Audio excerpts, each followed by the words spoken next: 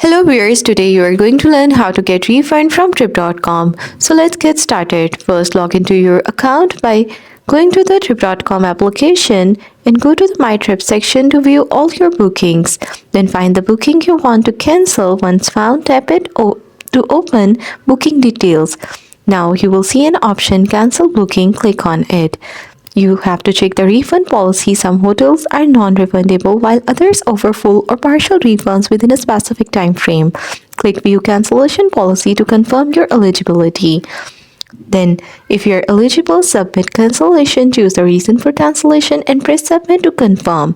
You can also track your refund, check the refund status in your trip.com account. Refunds usually take 1 working day to process depending on your payment method and bank processing times. Always review the hotel's cancellation policy before booking to avoid non-refundable charges. And that's all. Thanks for watching. Don't forget to like and subscribe.